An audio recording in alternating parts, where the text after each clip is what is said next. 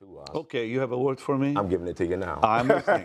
I want the whole world to hear it with me. So the Lord says to you, man of God, this is a greater season for you.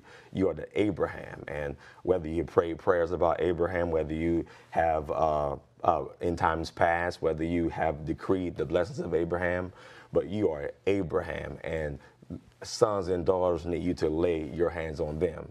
Those who you have never met before, to lay your hands on them and to invoke the blessings of the Lord that make you rich and add no sorrow. So I'm here to plead with you, all the sons and daughters, both near and far, that need the blessing that you have in you to speak over the nations, because we still don't yet see all the miracles that Jesus promised. He said, greater works you would do because I'm with the Father. You are that Abraham. So that's my end, ministering to the younger generation. You're gonna bring us in. You're gonna bridge the gap of visionaries. It's amazing and you're dreamers saying together. that, because it's amazing you're saying that.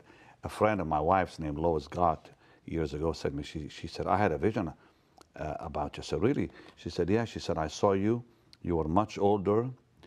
She said, your face looked the same. You were moving much slower, but you walked on a platform with thousands of young people. Yes, sir. And you began to teach them about the anointing and the Holy Spirit and miracles. There is a generation waiting. And for you to say that to me on the set without me knowing what you're going to say, blows me away. Well, praise the Lord. I'm glad you said it. And I really want to do it too.